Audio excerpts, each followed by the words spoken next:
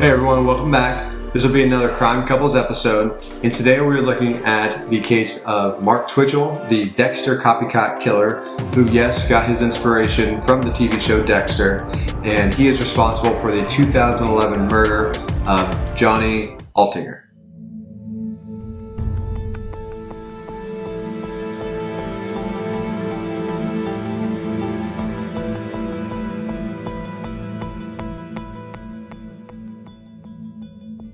So Mark Twitchell was born on July 4th, 1979 in Edmonton, Alberta, Canada.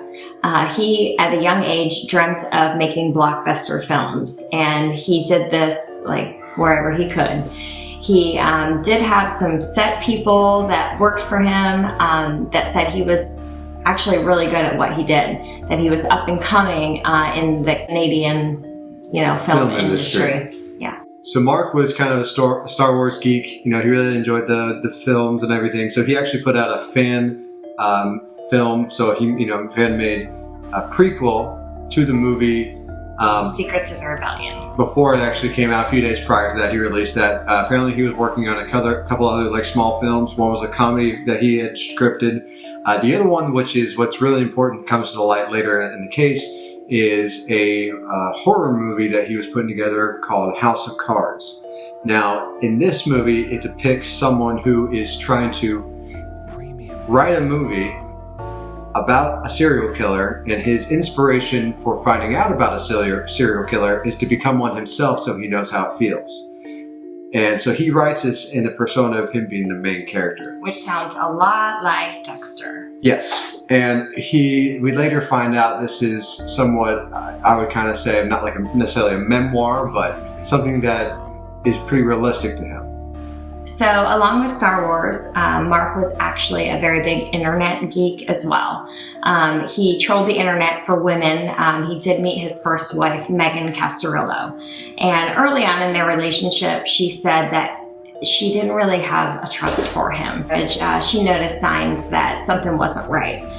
She looked over his internet and found out he had been cheating with multiple women. Not even that. He was actually, what she had found out he was doing, he was creating, and like doing this, he was creating fake profiles, and before catfishing was really a term, he was catfishing people left and right on the internet, creating different profiles for people, talking to them, building them up, interacting with people, pretending to be someone else. And she was like, this is extremely odd. Yeah, so their marriage did not last long, and they said within a year he was remarried to a girl named Jessica. And they soon had a child after they were married.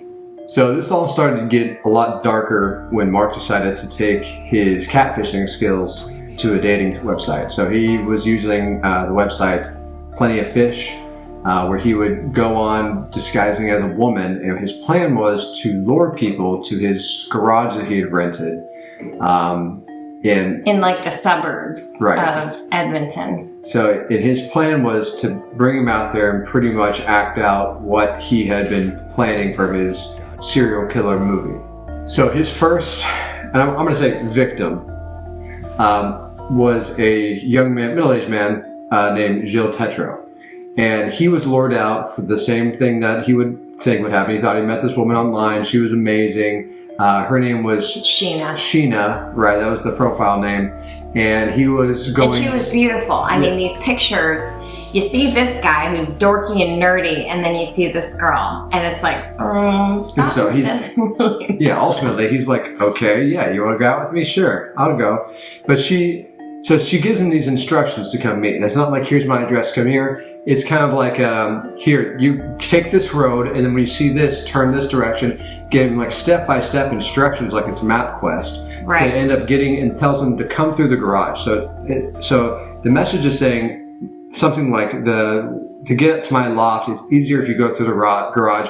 I'll leave it cracked. I don't know you. You don't know me. I feel a lot more comfortable if we do it this way than to actually give you my physical address. So she kind of put out that perception that she didn't really trust him, put it out there so that he felt comfortable because she didn't, feel comfortable. I don't know, it just was really odd when we read the email. I was like, that. And obviously it's a mind game. So you're trying to put keep their guard down by saying, "Hey, I don't know if I trust you," when in reality, it's a guy sending all this and not a woman. Right. And so, anyways, Mr. Tetro shows up at the location, finds a garage, goes underneath the door of the garage, and he says when he gets in there, it's pitch black, you can't see anything. Out of nowhere, he gets attacked. There's a guy that's hitting him with a stun gun, with a stun baton, yeah. And apparently multiple times just stunning him all across his torso, his back, everywhere. He's wearing this ski mask. It's like a black mask with like gold. It's a hockey mask. Hockey mask, excuse me. With stripes all across it, and he's attacking him. So at this point, Mark Twitchell is, starting the beginning of his process of taking down this person. Right, and he's stunned with this baton, and I've never been stunned with a stun gun, but he said he could not move his legs. Like, they were like jello. He was trying to get up, trying to evade this guy, trying to fight back, because he knew that if he didn't, he would die. And he said his legs were like jello. So they kind of wrestle around for a little bit, but Mark ends up getting the better of him, tries to restrain him, actually puts duct tape over his eyes to blindfold him. The garage door is still open at this point, slightly. So Mr. Tetro had heard the wind coming through, is what he said, and he said, I gotta do something. So he's able to rip the blindfold off, and he kind of does like a duck and roll under the thing, through the garage, and tries to get up. And at that point, what Ashley was saying, his legs had like no power. He could not get up. So he's literally crawling down this gravel driveway. And thankfully, there was a couple walking their dog. I'm not sure what time at night. I think it was like around 7:30. They were walking their dog. And I mean, how weird would it be to see this grown man crawling and asking for help? He said, "This guy's mugging me." And then Mark Twitchell comes out and says, "Oh, this is just my friend. We're playing an adult grown-up game. Don't worry about him." So this couple is like, is this a plan for us to be mugged? So they kind of were like, this doesn't look right. This doesn't sound right. So they booked it out of there. And at that time, Mark kind of went back in the garage, and Jill was able to muster up enough strength to get up, get in his truck, and get out of there. So this had occurred on October 3rd, and this was on a Friday. So Mark Twitchell liked to do his hunting and all his little deviancies on Fridays, which is something similar to the TV series Dexter as well. So this is now, or a week later, on October 10th. And he has his next potential victim lined up. And this is going to be the main character, main focus of our case, which is Johnny Altinger. Now, Johnny's a 38-year-old, middle-aged man. Again, this is kind of like a dorky, geeky guy, which is, what I would expect you to attract for this type of thing. For the most part, right? That's like going to be an easier prey. He did work for an oil field equipment manufacturer. So he did, that seems like, maybe some heavy line work. I'm not sure exactly what's all entailed in that. But he had a group of friends who said, this is another kind of case where, like, this is a really attractive girl he's talking to. And I think the name of this woman under this profile is Jen or Jennifer. And they said, they didn't really see why she was interested in their friend, because, again, he was kind of dorky, kind of kept himself. But he had a really good group of friends. Yeah. Like, they were very close. And on his way, we'll tell you, he actually notified his friends. So that was move number one that he did correct. Yeah, because when he was talking about him meeting up with this woman, they seemed kind of concerned. And the reasons that I said, they just didn't see how it worked out. So one of his friends in particular had said, listen, when you get there, tell me the physical address. Because again, Mark Twitchell went through the same thing, give him step-by-step instructions, no actual address. When you get there, send me the address. So the weird part is when he showed up, I think Mark Twitchell wasn't prepared. So when he got to the garage at the Johnny was super excited. Yeah, he was super excited to get there to meet this woman. He went under the garage, and he was only able to find Mark. And so Mark was saying, oh yeah, she's not home yet. He'll have to come back in a little bit. And he's like, okay. So he goes back out to his truck, I guess leaves or does whatever. And then from that point, he actually called his friend and said, hey, she wasn't here yet, but there's just a weird guy, whatever. So, his friends didn't think anything of it because he had called in, right? So Johnny goes back again. And again, Mark wasn't ready yet. So Mark is still like, they said that he had to make up another excuse where, to buy some time. So, and again, Johnny went out. I would not have went back. Yeah, if a guy has a certain thing on his mind, though, for a lot of the times, it kind of keeps on his mind until he completely gets ruled out. You know what I mean? Okay. Yeah. He goes back a third time. And I think they had said that Mark, had thought maybe he lost his opportunity to rule, for this victim case. Anyways, yeah, goes back the third time. On the third time, when he goes underneath the garage again, it's only like 3/4 of the way up, or not even that, maybe like halfway up. And so when he went under the garage door, Mark was ready for him, and this is when the assault happened, and that was the last time anyone had ever seen Johnny Altinger. So after this date night with Mark Twitchell, Johnny Altinger, his friends did not hear from him. So they didn't get concerned after the first day. After that, they were like, where's he at? We can't get a hold of him. So a few days go by and they receive a mysterious email from Johnny, basically saying, I met this woman, the date, it went well. She's very wealthy. My eye itches. She's very wealthy, and she's taking me to Costa Rica. I'll be back around Christmas time. Don't worry about me. I'll send a phone number soon. So instead of being happy for their friend, they found some rich girl that's going to take him away for a few months, and they thought it was weird. Yeah, that's a little weird. Okay.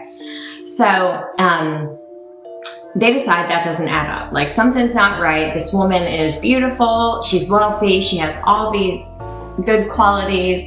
His friend, he's a good guy, but I mean, if you look at the pictures, we're going to put some up, they don't match up. So they decide, we're going to go look in his apartment and see if there's any evidence there, if it looked like there was a struggle, anything. So they break in his apartment and they find his passport, his clothes, his luggage.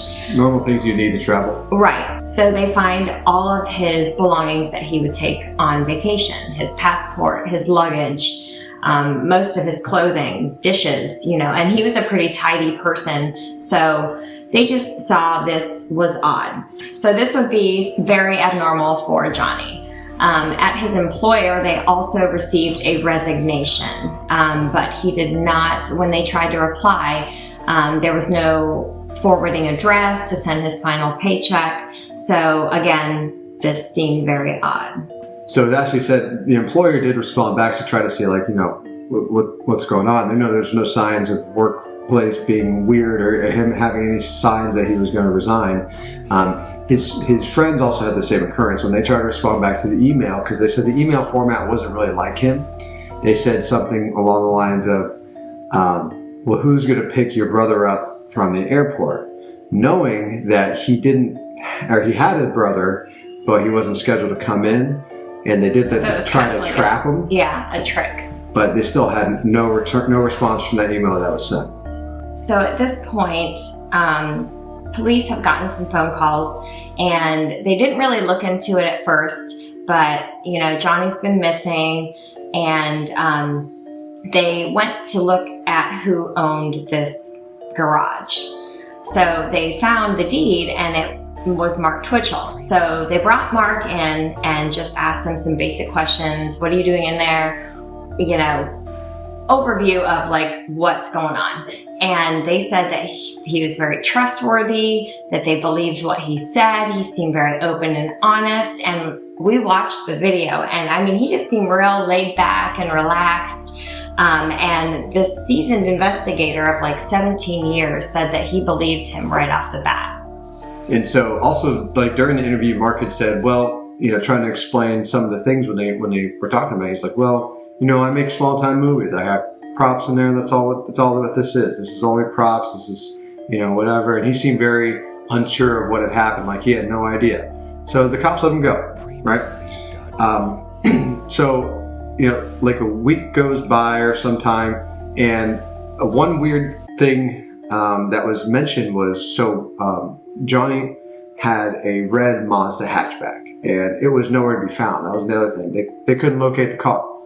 However, Mark Twitchell, for whatever reason, and we don't understand this, because it's the dude was let go. He was free to go. He did the crime. He was free to go, and he inserts this into the minds of the detectives. He says, "Oh, By the sends way, an email saying, just in case you were wondering. I recently purchased a red Mazda hatchback for $40. At a gas station. Well, 40 Canadian dollars, whatever the hell it is. It's not the price of a car, right? It was a $20,000 vehicle. And so he says, so they brought him. Anyways, it's just a ridiculous, and it obviously alerted the police, and they're like, okay, this isn't okay. This guy killed him at this point.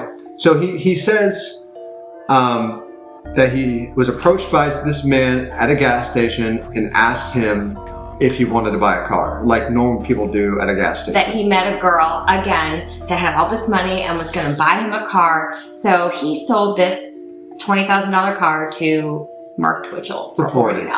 Yeah. At this point, police bring him back in. He's now in for his second interrogation, and they started being a lot more straightforward with him. They started being a lot more aggressive with him, which was obviously the tactic because they started building up a lot more evidence. But they needed something that was going to kind of stick. And during this second interview, his entire demeanor and how he was talking and acting, everything and changed. Stuff was definitely more nervous. He was more locked up. He was kind of touching his face and moving around a lot. Detective straight up told him, he goes, I 100% believe that you were involved in the disappearance of Johnny Altinger. And then he said it again, and Mark responds with this little meager, why? Like, and then when you watch it, you're like, what? Why? What do you mean, why? Like, that's what you say, why? As soon as someone says, we believe you kidnapped and or murdered this person, you're like, well, why? Exactly. It doesn't make any sense. Yeah. So they ended up arresting him and charging him on Halloween, October 31st, 2008, which he was charged with the murder of Johnny Altinger. At this point, after they have charged him with the murder, disappearance, abduction, of Johnny, they started to look through his own personal stuff. So they started to go through the garage, go through his belongings, looking for any kind of clues, going through the investigation process. So they went through his laptop. Since he was mainly an online person, they figured a lot of data would be stored. They swept through all of his computers, his laptops, really didn't find anything. However, they got lucky. Before they got through with everything, in his recently Recycled deleted bin. Yeah. trash bin, they had found a document that was titled SK Confessions, which they didn't know what it meant at first until they started reading it. We later find out SK stands for serial killer, so Serial Killer Confessions. It is basically his story of how he is trying to become and work into becoming a serial killer. And it says it's based on true events. Right. And it talks about the first attack and how he got away, and then basically what happened to Johnny Altinger, the dismemberment, what he did. He burned his body, he cut him up, he threw him in a sewer. I mean, this is pretty morbid stuff. And so one of the issues is he was saying, no, this is fictional. This is something that we're writing on. So the big issue that they had was they don't have this first person that escaped. So they went back to the couple, revisited this thing, the people that saw this man trying to get, escape from Mark Twitchell. And they put the mask in the newspaper. Like, they showed the hockey mask, and they're trying to get someone to come out. Right. So Gilles Tetreault saw it, and he said, I knew something wasn't right. I knew I had to respond and notify the police. And he said later in the interview that he was scared to come forward because he wasn't sure if he was being watched or followed, and he didn't want to come forward and potentially risk getting, attacked again. But once he saw this, he came forward. So he met with the police, went through it, and he was able to read this, this story and say, he acted it out for the investigator. Yeah. Basically, start to finish, piece by piece. It was basically like the investigator was reading and Gilles was acting it out. And he said it was like word for word exactly what happened. So at this point, having that type of confirmed evidence of what the victim is saying compared to what the attacker is saying, they are well to believe that the second portion about the dismemberment and murder of Johnny was also accurate. Because Johnny is still missing at this point. Now, in trying to get him to disclose where the body is, police, there's a couple different videos and interrogations of him driving around, and he became extremely reclusive, wouldn't talk, wouldn't look at anybody. He was very unwilling to work with them at all. And I believe at this point they still have not found the body. Right. So about 8 months later, after he was arrested, Mark had contacted his lawyer, and his lawyer had reached out to the police, and he had agreed to essentially draw them a map of where he had dumped the body. And they did end up finding the body dumped in a sewer. It was like literally 2 to 3 blocks away from where this garage was at. And they said that they searched sewers and sent cameras down. But I mean, you have to remember this body has been burned in a barrel. So it's not body parts and they've been dismembered. So, I mean, you're looking for a grown man in a sewer and you're finding little body parts. Right. And so he was convicted of first-degree murder against Johnny, and he was sentenced to life in prison without the possibility of parole for 25 years. And this was in April 2011. So he is essentially available for parole possibilities after a 25-year point. However, something that we don't want to agree with is the first victim, Jill Tetreault. The charges against him for what the attack happened were dropped. Apparently, the judge in Canada had thought that this life in prison was severe enough.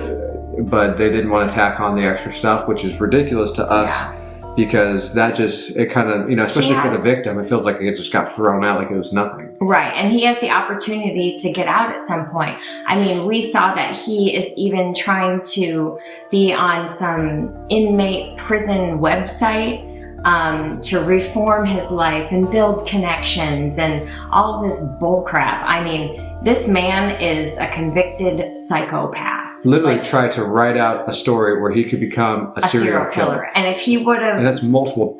Yeah. If he would have gotten away with it, I'm certain that he probably would have had more than 2 victims. And I'm certain more than one person would be dead at this point. Especially if his plan was to progress and get better at it. Yeah. It's just disgusting. Thank you so much for watching. We really appreciate it. We really enjoy all the support and everyone commenting and reaching out with us. And it's just really great. We do want to make sure we mention, please subscribe, hit the subscribe button, like, comment, interact with us some. We're going to continue to try to give us some suggestions. Yeah, we're looking out for requests. There's so many cases out there. Right. If you're watching and you like what we're doing, but you want to see something specific, please let us know, because there's so many to choose from. At this point, we're kind of just picking ones that seem interested to us. Right, Dexter. We love Dexter, we like the series. Let's try that. So if you have something that you like, please let us know, and we will definitely get to it. Yeah. Thank y'all very much. Thanks for watching.